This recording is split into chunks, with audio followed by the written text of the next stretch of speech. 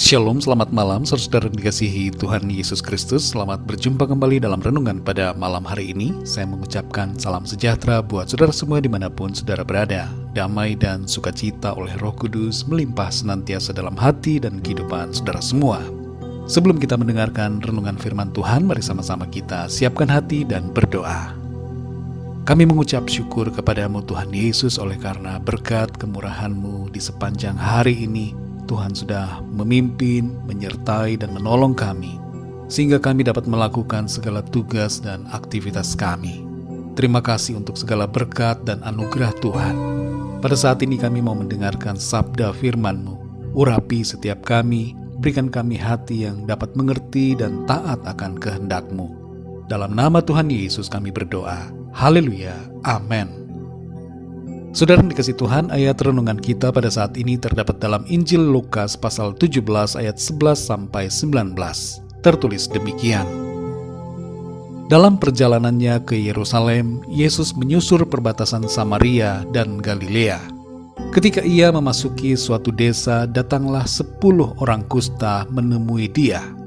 Mereka tinggal berdiri agak jauh dan berteriak, "Yesus, Guru, kasihanilah kami." Lalu ia memandang mereka dan berkata, "Pergilah, perlihatkanlah dirimu kepada imam-imam."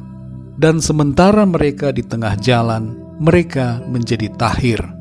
Seorang dari mereka ketika melihat bahwa ia telah sembuh, kembali sambil memuliakan Allah dengan suara nyaring, lalu tersungkur di depan kaki Yesus dan mengucap syukur kepadanya. Orang itu adalah seorang Samaria.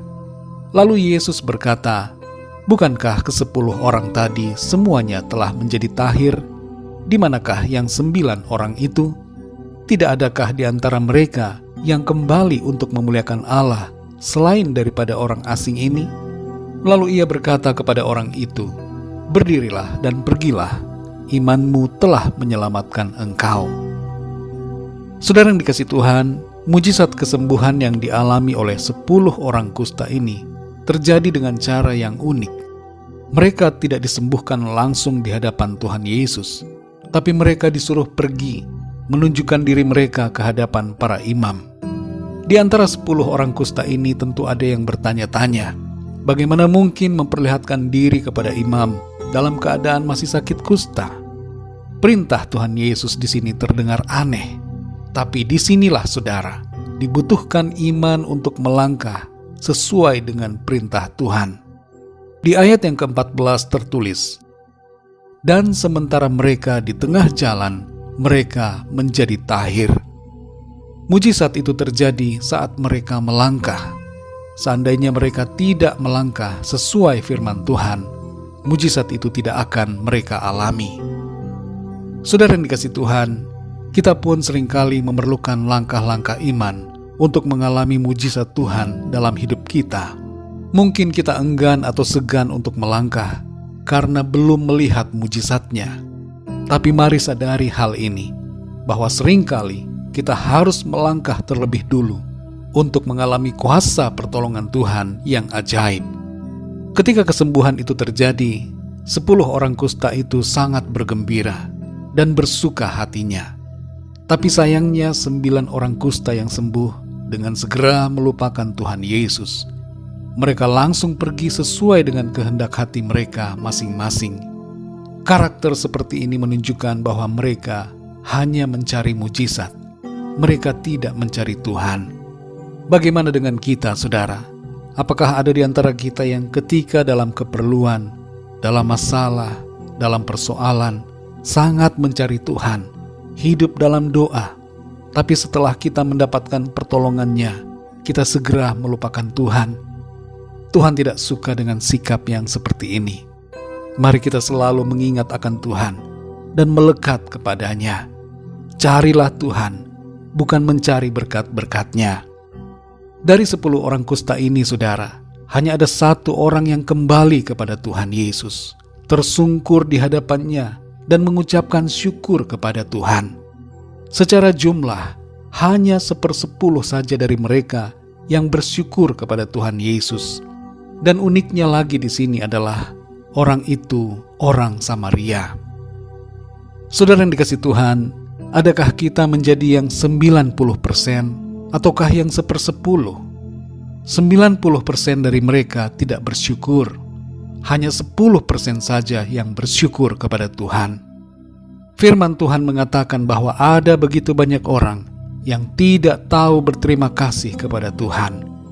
Kita semuanya seringkali cenderung demikian, dan yang kita tahu hanyalah menuntut dan komplain kepada Tuhan. Pesan firman Tuhan bagi kita pada saat ini adalah agar kita bersyukur senantiasa kepada Tuhan. Ada begitu banyak hal yang dapat kita syukuri, saudara. Hanya seringkali kita terlalu fokus dengan berbagai hal lain yang membuat kita lupa bersyukur. Tuhan memberikan kepada kita begitu banyak hal. Ada banyak hal-hal kecil yang seringkali kita tidak sadari sebagai berkat-berkat Tuhan yang luar biasa. Mari bersyukur kepada Tuhan, sebab Tuhan itu sungguh sangat baik.